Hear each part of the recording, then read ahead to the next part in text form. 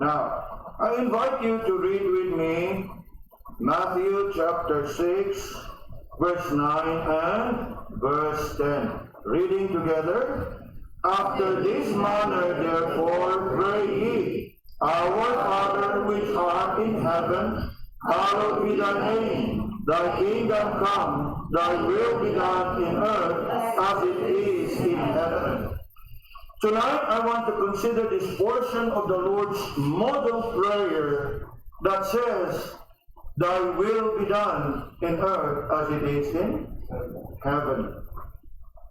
Ako nagtuo nga ang tanan nga magtutuo ng Ginoong Jesucristo knows this truth about God being sovereign in all the affairs of His creation. And when I say all the affairs of His creation, that includes the affairs of man. Not only the affairs of man, but also God is sovereign in all our lives. When we say He is sovereign, it's not just about He being our God. When we say He is sovereign, it's just not about He being the Almighty God. It is not even about God being in control. When we say being sovereign, His will and His will be done. And this is a sad reality that while every true believer in the Lord nasayod niini nga kamaturan that God is sovereign, pero subok ayo kay kita kanunay gyapon, we are prone to what? To challenge the will of God. Mangahas gyapon ta nga upgrade ra ni. Mangusog gyapon ta nga magbuhat sa mga butang without really discerning kung kabubuton ba sa Ginoo o dili. Nakuha na ito mga kaigsunan? Yes, ako nagtuo. And I am sure you agree with me when I say that this truth about God being sovereign in all the affairs of His creation, including the affairs and the lives of men. Yes, but sad as it is, we still, more often than not, would dare challenge the sovereignty of God.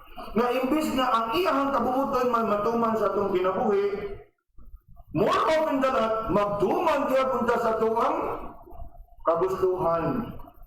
Now, it is one truth that we must affirm each time we pray. In fact, when the Lord taught His disciples to pray this prayer, it is actually for the purpose na masubay niya o unsay unod sa maong pag-ampo. While it is worth memorizing and reciting, but the very essence of the Lord teaching us the prayer is for us to learn of the composition, the elements that are included in that prayer. And obviously, by now you should know that this portion of the Lord's model prayer is more of addressing God as He is. Now, in some in some denominations and groups, they will be taught about the forms of prayer. Now, they would say, oh, this is the adoration part. Now, it is true, because this is the adoration part of the prayer. But more than just following formats of prayer, what we are actually seeing here is how we should address God first in prayer. It's not just about the adoration, but how we should address. Mauna sa tanan, when we come to Him in prayer, we must first of all acknowledge who He is in our life. And if you look closely in these two verses, that is what you're going to see there. And what is it that you're going to see there? It's all about God and God alone. I want you to notice how many times you would find the word thy. Thy, T-H-Y. How many times? In verse 9 you would find it. Hallowed be thy name. Verse 10, thy kingdom come. Then what? Thy will be done. So it's obvious there Nga una sa tanan, when you address God in prayer, you must address Him for who He is. And looking at these three guys, no, it should impress upon us that first and foremost in our prayer is we should address God and acknowledge God of who He is. And according to these verses, mga kaigsunan, with this threefold occurrence of the word Thy, hallowed be Thy name, and then what? Thy kingdom come, Thy will be done. Now, this is actually addressing God of who He is. It speaks about God's name. And what about God's name? God's name must be hallowed. Hallowed simply means must be held in reverence. Hallowed is an old English word for what? Holy. Hallowed be Thy name. And next, ingon niya, Thy kingdom come. It is a recognition that there is indeed God's kingdom. And then what? Then Thy will be done. It simply is an affirmation that God, being sovereign, not only that His name must be held in reverence, not only that we must acknowledge Him that He is King, we must acknowledge Him that He is sovereign. Listen carefully, mga kaibigan, as we consider this portion in view of the Lord teaching us this model prayer. You know, mga kaibigan, we need to understand, please listen carefully now, prayer is a mighty instrument not for getting man's will done in heaven, but getting God's will done on earth. Ako musgon? Prayer is not getting man's will done in heaven, but getting God's will done on earth. Learn that prayer is not some kind of exercise where we bend God's will to fit ours. Sayri nga kanang mo damot kita niya sa pagtampo. We need to understand na dili na atong gitinguha nga atong lubagon ang kamot sa Ginoo para nga mosanom sa atuang kagustuhan. And that is the kind of attitude that we must have in our prayer. That's why we are reminded of the three Thy. Thy, hallowed be Thy name, Thy kingdom come, Thy will be done. For after all, prayer is not getting our will done in heaven, but getting God's will done on earth, even in our own lives. Prayer is not some sort of exercise where we bend God's will or twist God's hand to fit our will. Prayer is simply finding the will of God and getting ourselves to it.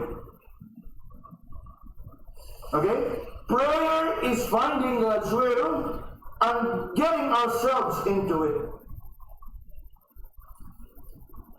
Turn with me for a while to 1 John.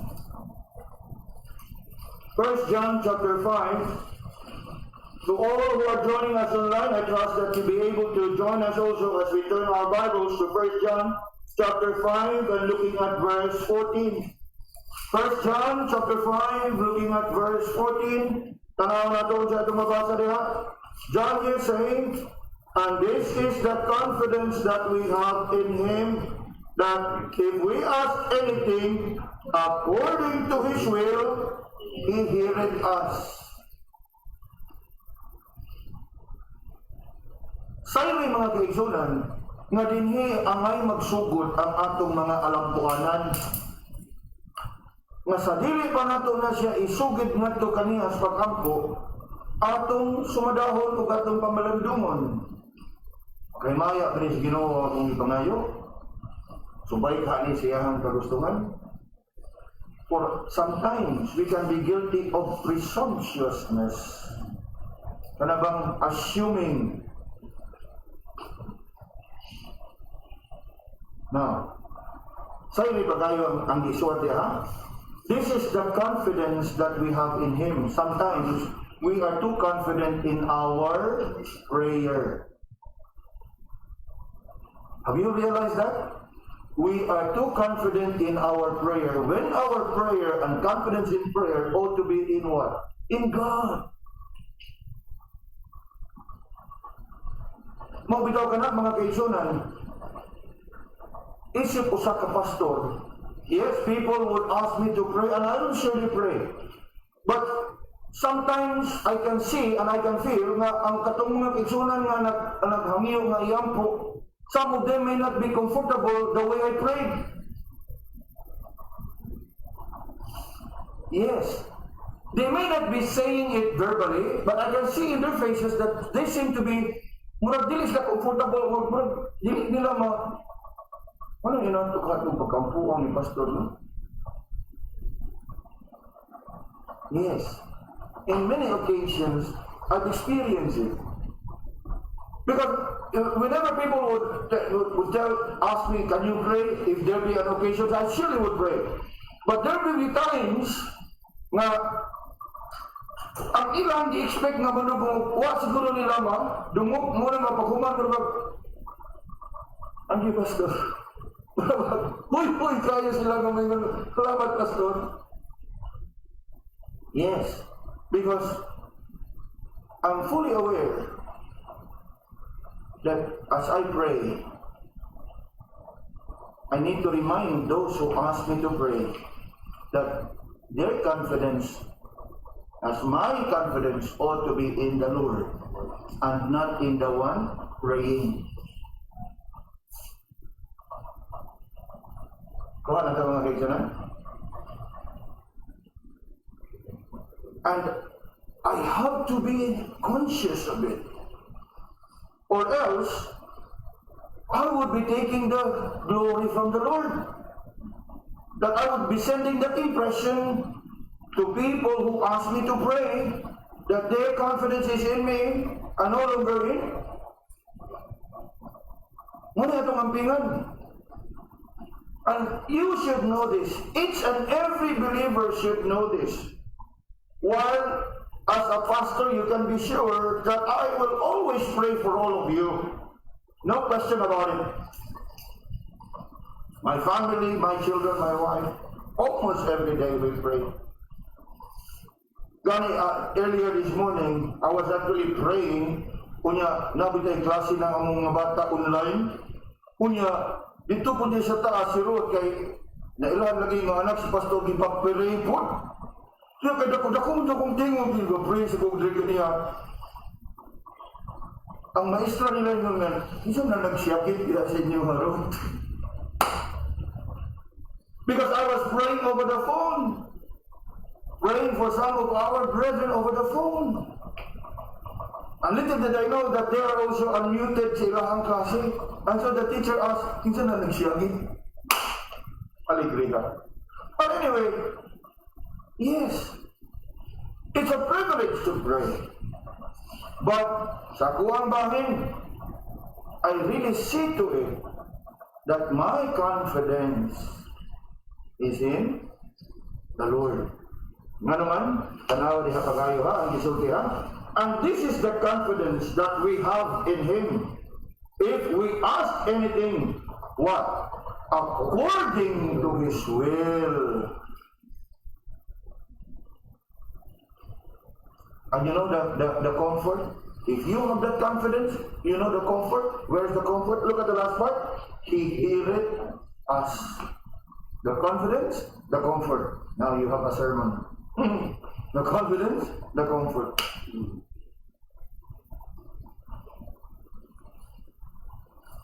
Learn and learn carefully that if we ask according to the will of God, not trying to superimpose our will upon Him, not asking Him to approve or give in to what we wish, that is how we ought to pray. Kamusta po na? We ask according to the will of God, not trying to superimpose our will upon Him, not asking Him to approve or give in to what we wish. You know, mga kaibigan, many of God's children are actually guilty of doing this. Kaya bitang atong kondisyonan ng Ginoo, nga Lord, ihatag lang din mo na ko ang tithes imo. Unya pagkubra bitaw, kalimot na. True.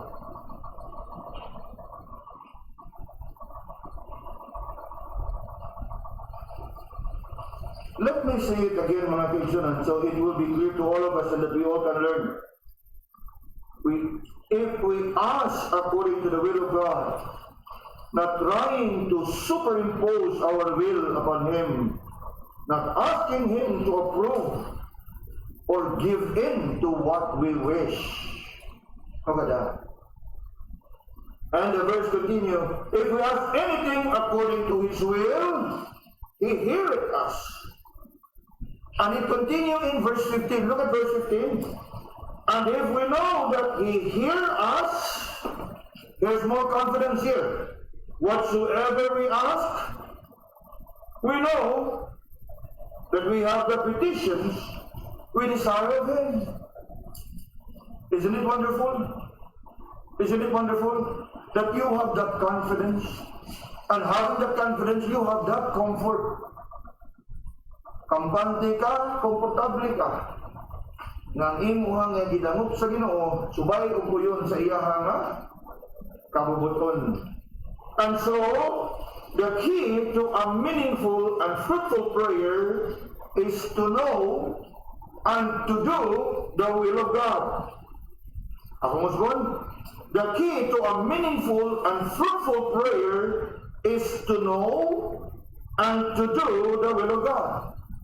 But then, listen carefully, how is it that it is hard to pray, thy will be done? How is it that it is hard to pray, thy will be done? Why is that? Listen carefully. It is simply because of that major sin and a very common attitude in us. And you know what is that attitude? Unyielding spirit. Unyielding spirit. Nga manginawag pa kita, nga mo gina. Unyielding spirit. When all the signs is in there, when everything is pointing us towards that direction, we still would want to do things this way instead of following the direction. And you know that, what is it about? Unyielding spirit. In other words, kung ato agad na isubay sa ato ang pinulungan, kanagya kong magtuman ta sa unsay ato ang gusto nga mahitabo.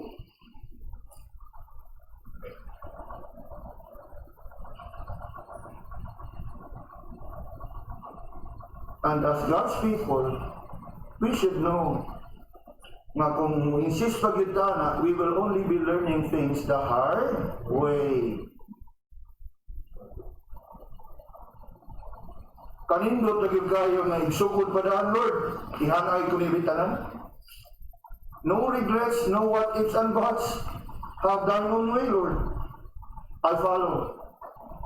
But in our enthusiasm, in our excitement, we would love to what?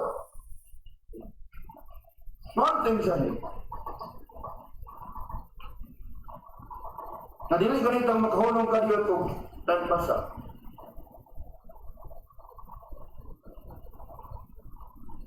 Now,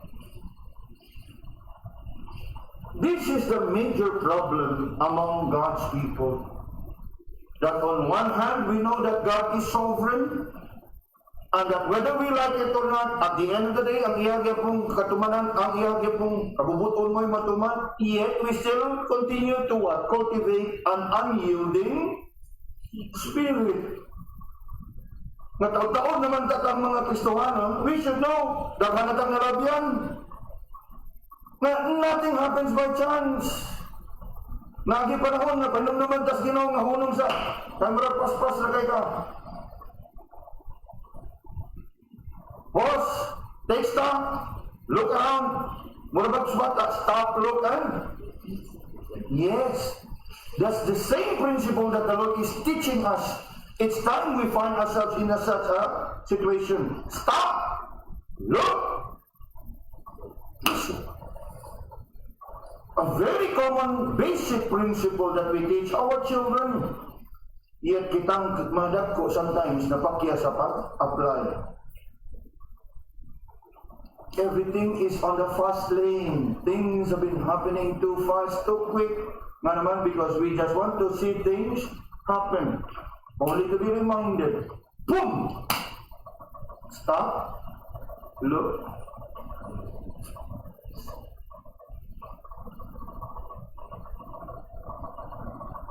Yes. There are just times when we insist of doing things our way instead of doing it God's way. That instead of praying, not my will, but thine be done, it would sound like, not thy will, but mine be done. True? We may not be saying it verbally. Dili man gyud siguro nato na malitok because we are mindful. Madili gyud na maayo nga ilitok. Pero bisan og wa nato na malitok, it is very possible that that is the prevailing attitude of our heart. And why is it so? Because of, again, unyielding spirit.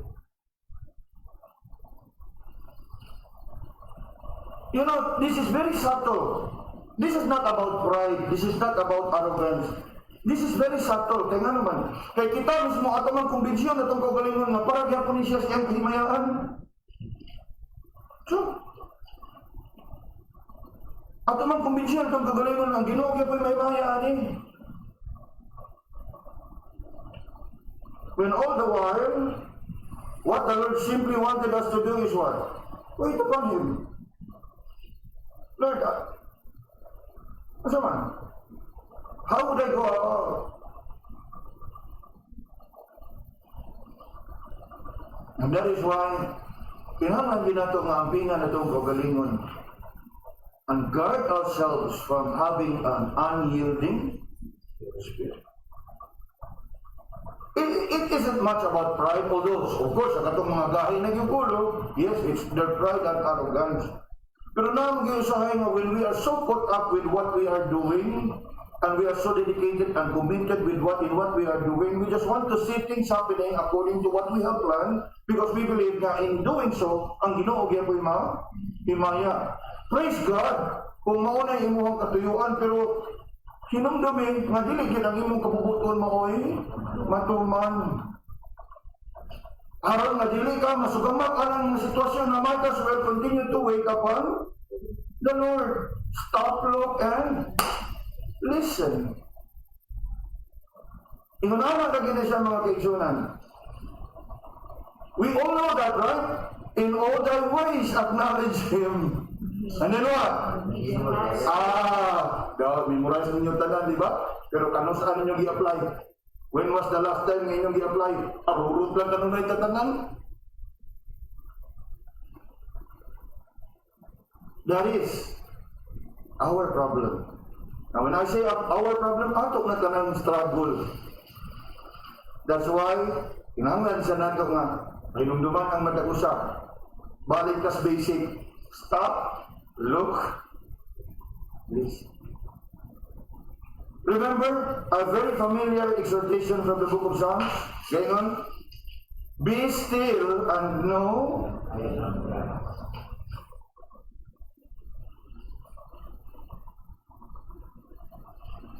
Yes, be still and know that I am God.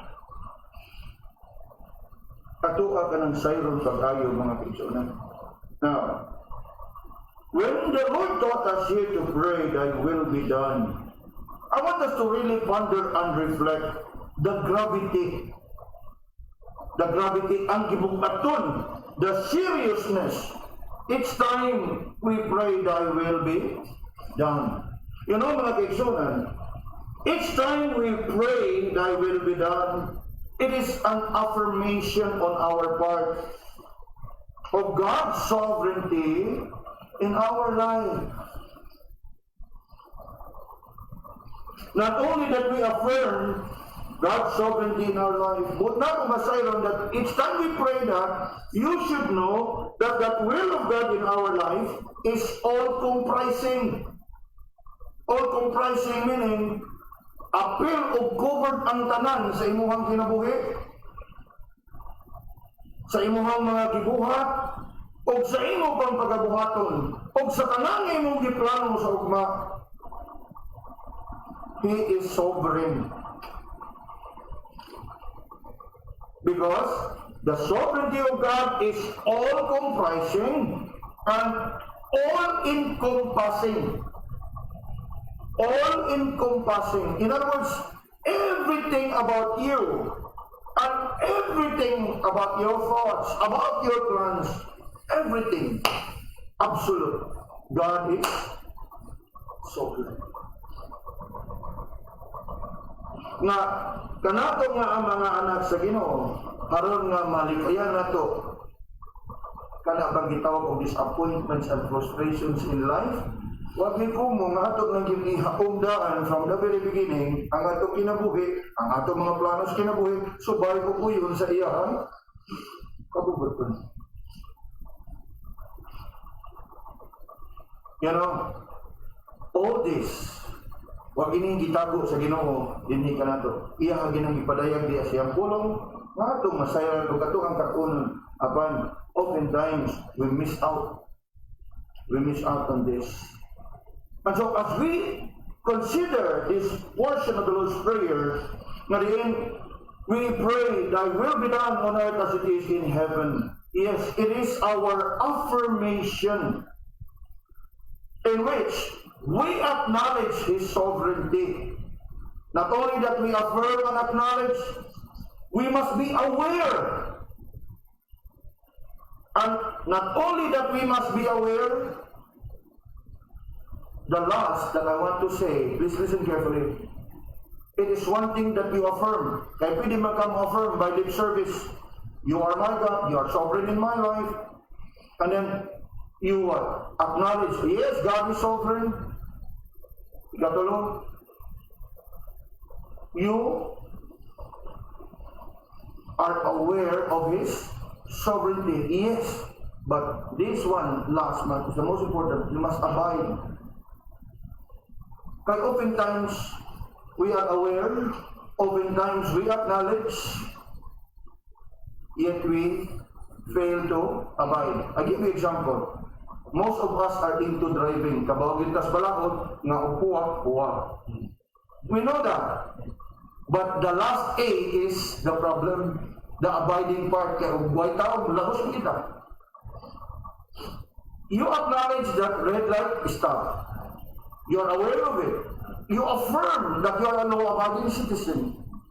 But, did you abide? Prone to wonder, Lord, I feel it. Again, kitang tanan, we all have that weaknesses. And so, what we need to do is what? We have looked at the affirmation. Now we move on to what? Consider the implication. What is the implication when we pray, thy will be done in earth as it is in heaven? Listen carefully. Firstly, when we pray, thy will be done, mga kaisunan, it is actually our affirmation that we are committed to accomplish God's will in our life. Okay? Accomplish God's will in our life. Karon ang dakong nga pangutana is how to know and discern the will of God in our life. Yes, it is very valid a question that we need to understand and find answer. And the Bible has the answer to that. Turn with me to Colossians chapter 1 and verse 9. Colossians chapter 1 and verse 9. In here, the Apostle Paul was writing to the Colossian believers. And this is what he wrote in verse 9 of Colossians chapter 1. For this cause, we also, since the day we heard it, do not cease to pray for you and to desire that ye might be filled with the knowledge of his will in all wisdom and spiritual understanding. Now, notice the words there. Knowledge of his will in all wisdom, spiritual understanding. I want us to understand that there is that link between knowing God's will and doing God's will. Knowing God's will and doing God's will. Karon ang pinaka-importante kung na how to know God's will. Obviously, you know God's will in His Word, God's Word. Knowledge of God's will must direct us to obeying God's will. And where can we find the will of God? In His Word.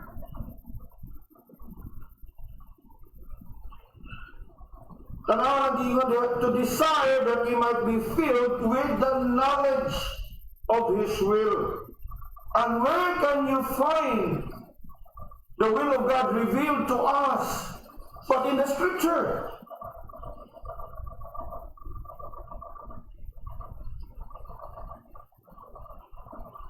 Looking at the words of the Lord in our text, when He taught us to pray, Thy will be done, it is not only one of the petitions that Jesus taught us to pray.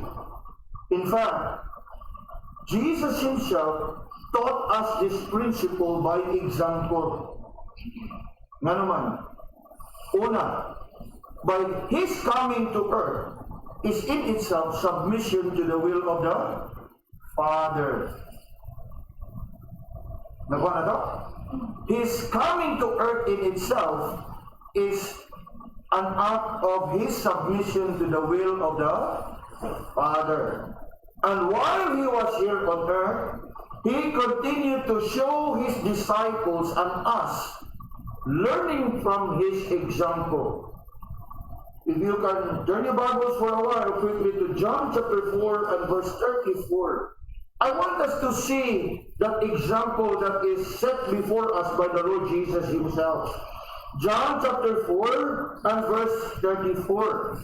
It says here, My meat is to do the will of Him that sent me and to finish His work.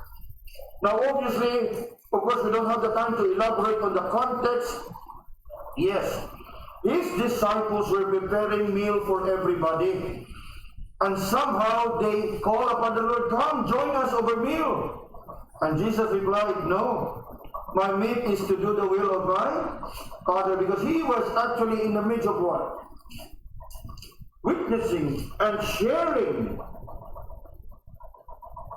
Look at that chapter, John chapter 4. You know what happens there in John chapter 4? He was actually talking to the what? Earlier on to the Samaritan woman. And that is His meat. And my meat is to do the will of my Father. Again, another example that we can learn from the Lord. In other words, sa diyang gitudluan tas Ginoo sa pag-ampo, Thy will be done on earth, in which I try to emphasize on you that whenever we pray this, we are actually praying that we are committed to accomplish the will of God in our lives.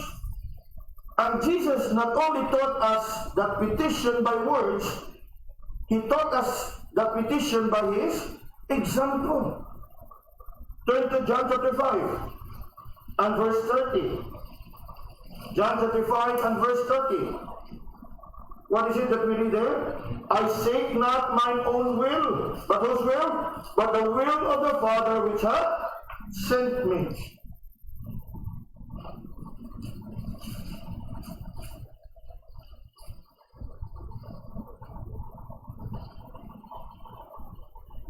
He is conscious. He is mindful. Remember those A's? Affirm, acknowledge, aware, and then what? Abide. Ang atong problema is not much on the first 3A. Ang atong problema is on the fourth and the last, the abiding part. We often affirm, thy will be done in our prayers. We often acknowledge that God is sovereign. We are often aware that God is sovereign over our lives. And yet, because of that unyielding spirit, we often fail to abide. Mo na itong problema mga kaigsunan. O mo na kinahanglan natong i-workout sa tuwang mga kinabuhi. Kaya I'm sure, walay usa ka nato ganahan nga mo ma-frustrated, ma-disappointed sa tuwang kinabuhi, right? Now, we all don't want to experience all these things. And now we are learning from this passage tonight. May siguro na sugod karon, Lord, have thine own way. And may each one of us be humble to really understand these things. Let's guard our hearts from such unyielding spirit. The Gospel of Luke, a very familiar, in fact, the theme verse of our church, Luke 22 and verse 42. The Lord Jesus prayed this prayer in the Garden of Gethsemane. Luke 22 and verse 42. What is it that we find there? Father, if thou be willing, remove this cup from me. Nevertheless, not my will, but thine be done. Jesus set this example for us. An example that we ought to follow.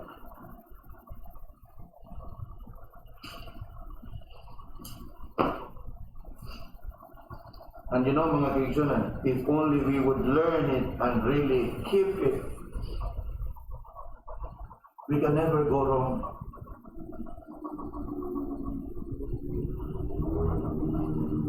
We know very well how the Lord obeyed His Father, especially in accomplishing the Father's will in His life. And so we must learn this example from the Lord, that each time we affirm thy will be done, we commit ourselves to accomplishing God's will in our life. Secondly, mga kaigsunan, when we pray thy will be done, and when we acknowledge the sovereignty of God in our lives, we need to be reminded that it is not just about accomplishing God's will in our life. It also would include accepting God's will in our life. Kaganiya is more on the active part. Ato ang sundon, tumanon, buhaton, pangitaon ang kabubuton sa Ginoo. The other part is the accepting part. The accepting part. Just when we speak of the Lord's active obedience, here is the other obedience that we need to learn. And that is what we now call the passive obedience. Passive obedience kundi ang pag-andam sa itong kagalingon sa pagdawat sa kabubuton sa Ginoo. In other words, we are not the one initiating the move. It's more of us accepting, receiving o unsay kabubuton sa Ginoo without murmuring and grumbling and complaining. Nga naman, every day of our life, many turn out of events may tabo. Kunya na ay mga sitwasyon nga dilit mahaong sa tuwang kagustuhan ang dagan sa pangyayantabo. What happened? Ulbo ang kaspa. True?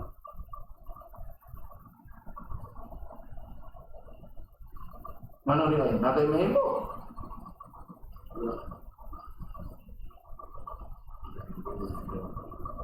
Thy will be done means accepting God's will.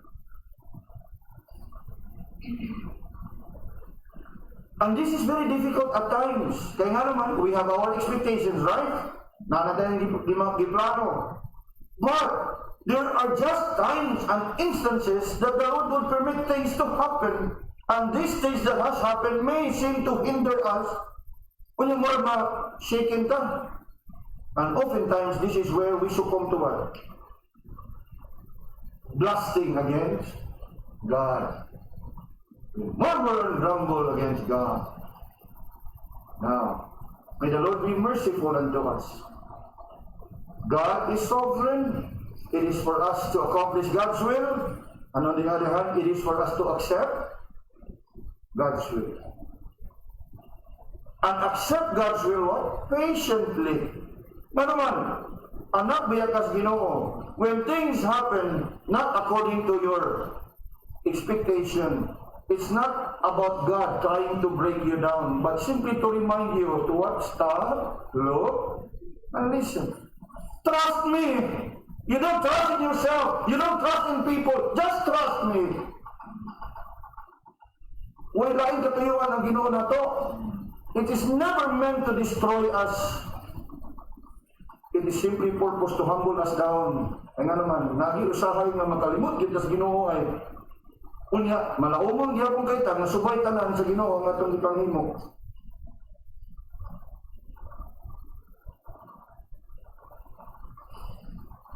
It's about time, mga kaigsunan, that we learn this lesson well. Accomplish God's will, accept God's will. Think of those characters in the Bible who has gone through very difficult times in their lives, and yet they still find joy sa ilahang nahiaguman. I'm sure you're familiar with Joseph. I'm sure you're familiar with Job. I'm sure you're familiar with Daniel. I'm sure you're familiar with his 3 friends. They find themselves in a very difficult situation. Nga, kung kita siguro na sa sitwasyon, Lord, wag mo kung magdahong nga moabot din ako. But you never heard them say those words. Nga naman, they know the Lord. They trust the Lord. Nga kining tanan na ay katuyuan. Ano, obviously ang katuyuan, ini nga mahimayang Ginoo diya sa inyong mga kinabuhi.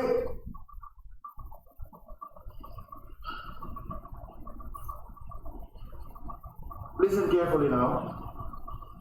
When we pray, thy will be done, it is about that kind of prayer that we tell God not only that we are committed to what? Accomplish His will in our lives, but also to accept His will in our lives.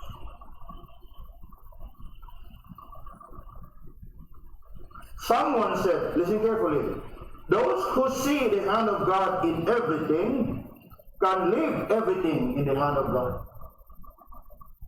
Ako mo na? Kasi ganahan mo musubat. Nindot ni, those who see the hand of God in everything can leave everything in the hand of God. Mo gini pinakanindot. Nga ito bang sa mga Tagalog pa, ipinaubayo ko na sa Panginoon nito, brother. O tama ba pagkasabi, Brother Kenneth? Ganun ba pagkasabi? Pinaubaya o paano ba ang tamang pagtagalog? Sige. Paano ba sasabihin? Ha? Pinapaubaya. Yes. Submission to the Lord. But oftentimes, may tabo na nato sa dihang napakyas na tao.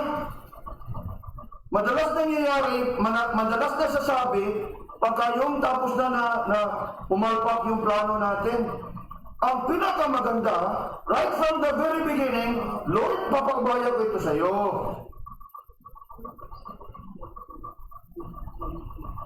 Dito na sa katapusan. Nakuha na to? Those who see the hand of God in everything can leave everything in the hand of God. But oftentimes, the timing matters. Nindot kayo na siya, kung diri ni mo isulti pagsugod yun, Lord, thy will be done. Dili kay human nga imo lang gihimo tanan nga napakyas. Lord, wala gyud koy mahim, imo na gid eh. So last option gyapon ang Ginoo. Gani di pagid mamahimong option ug wa pagi tumbat ang preno. Remember, stop, look. Kami na to teach our children this. Gani ninumdum ko kaniyan to. Sa nawa kami, mo pinagkantahan. Sa sige pa may Bible study kaniyan to. In the early days of the church, we have Bible study in the house of our brother Victor Abilia. Unya, uyog sa pamilya, mama ni Brother Victor, o mga silingan, unya, gani, diha nato na kaila. That is where we get to know Ma'am Ophelia and family. Pinaagi sa Bible study, ilahang Brother Victor. I don't know, mo ko ng kantaha, or lain mo itong kantaha nga. I have two hands. Dili guys, stop, look and listen. I have two hands. Sa diha, di pa kanta si Ruth sa mama ni Brother Victor. Ruth, kanta na ko, Ruth. Yan, ingon si Ruth, I have two hands. Ingon sa mama ni Brother Victor. Nakapa din ang kantaha, Ruth. Nga naman, because these are the songs that we grew up, di ba? And yan, siguro si Ma'am Adila was expecting something new. The fact na yun siya, mo po din kanta ron. Sa ito pa, mo po yung kanta kaniyan to. Anyway, I was thinking, kanina kung stop, look and listen mo, ni kanta yung kauban naman siya, I have two hands. Now, the point is, it's very basic. Okay? Everyone knows it. Yet, how many really put them into practice? So as we think about the will of God, and as we think about praying thy will be done, mga kaibigan, yes, it should impress upon us that we are to accept the will of God. And this is how we see things in our lives, and how we should view things in our life. Nga makita gid nato ang tanan, kung atong tan-awon ang tanan, not according to our perspective, but according to God's perspective. Gani mga kaibigan, there was that portion in the life of the Apostle Paul na diin, nahibaw gid siya na he was about to be arrested, and eventually it would bring him to his death. And yet, in the midst of it all, wag gid siya magpapugong sa iyahang mga kaubanan, o ihagyung gituman na mubalik siya sa Jerusalem. Now turn with me for a while to Acts chapter 21. Acts chapter 21.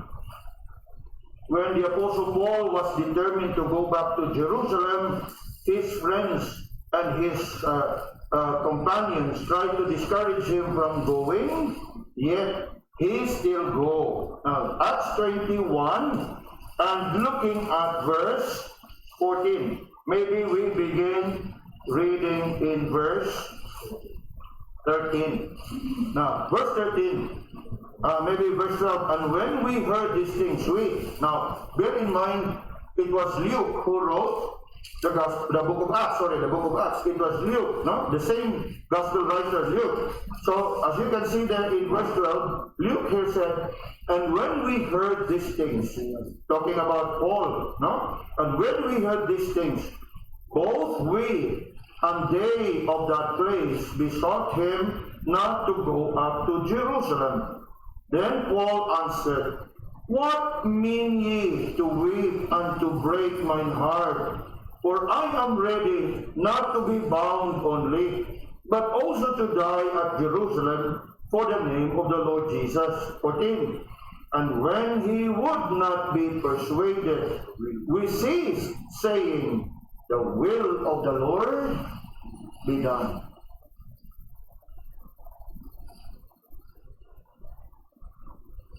something for us to reflect. On the part of Paul, dugay na niyang gidawat ang kabubuton sa Ginoo. But the weak, who are the weak? Luke and his companions. They were trying to persuade Paul not to go to Jerusalem, meaning they are still have not accepted the will of God. Only when they really hear from Paul that he is firm on going, telling them, I'm not just ready to be bound, I'm even ready to die. Then and only then, Luke and the rest of their companions have come to a point of what? Accepting God's will. That as you can notice, they stop, nihunong na sila sa pagpugong ng Apostol Pablo. Ilang gidawat ang kabubuton sa Ginoo. Yes, this is something that each one of us must learn. We are very familiar with that prayer, Thy will be done. But I'm sure we are not that familiar in the application. That each time we think of that portion of the Lord's Prayer, it should remind us that it's not just about affirming, acknowledging, and being aware of the will of God, but to abide in the will of God. And abiding in the will of God, we must be ready and commit ourselves to accomplishing the will of God. On the other hand, accepting the will of God. And how we accept the will of God? Patiently. Kaya nga naman, kahit kung ang kabubuton sa Ginoo haom ka na to, wala man tayo problema sa pagdawat, di ba? Pero na maging panahon nga kabubuton sa Ginoo, dili haom na to. And that is when this point applies. Accept the will of God. Kaya nga naman, kung haom na to, praise the Lord is good all the time. Pero sa mga sitwasyon nga dili subay ug huom sa atong kagustuhan, sa atong expectation, mao man ang lisod kay tunlon, anang gitawag sa mga Amerikano, a bitter pill to swallow. Kapag hindi nyo like ito, not we have to swallow it. Nga naman, it's the will of God. And so, we are to accept the will of God, what? Patiently. And then what? We are to accept the will of God even humbly. Humbly. Mapahiubsano na ito madawato na kabubuton sa Ginoo. Kaya nga naman, let me tell you, mga anak kita sa Ginoo, kung mahiabong ta o mga sitwasyon nga natas mga kalisod o sa alanganin, it is never a purpose to destroy us, but simply to remind us, put everything in His perspective. A while ago, I mentioned a quotation, you can leave everything in His hands. And simply trust Him.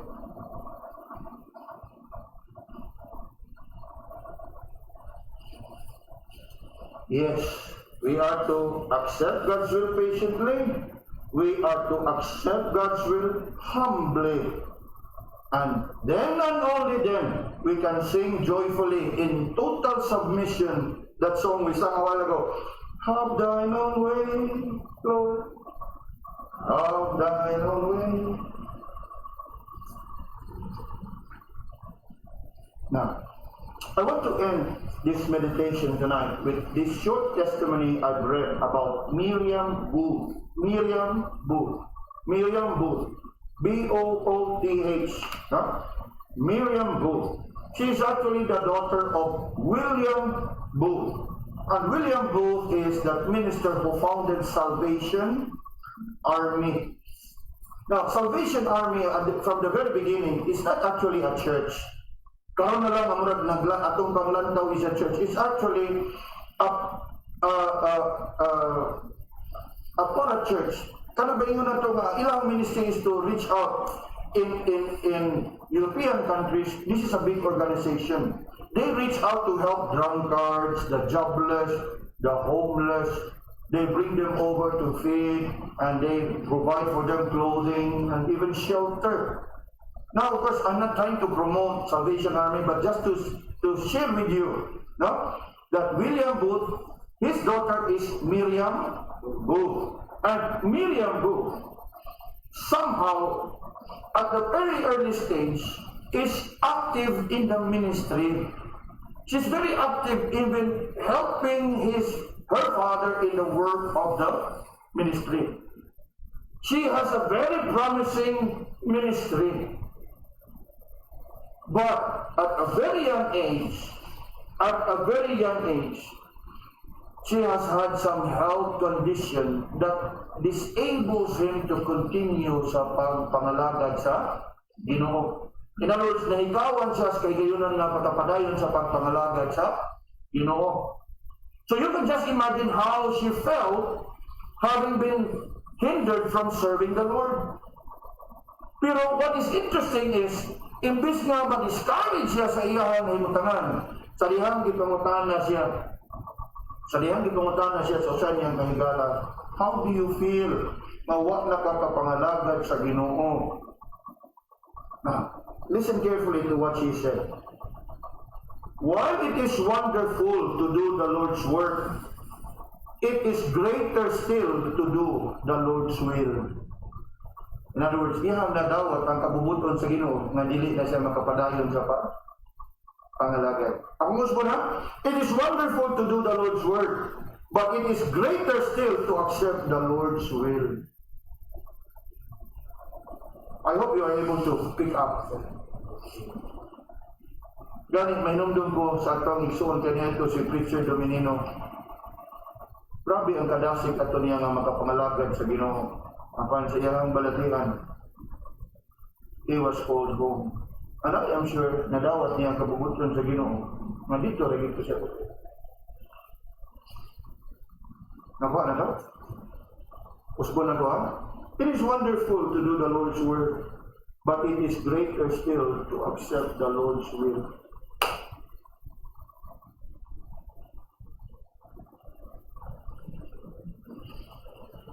Hearing this message tonight, mga Christian, wherever you may be sa inyong kinabuhi, whatever burdens and cares you may be facing tonight, reflect, ponder upon these things. Kung sa mga katigulangan pa, huwag yo'y kumo, kung nga kag-yung sundot o kumano ng kabubuton sa Ginoo. May each one of us be able to really utter these words, "Thy will be done," in all sincerity and in total submission to the will of God sa atuang mga kinabuhi.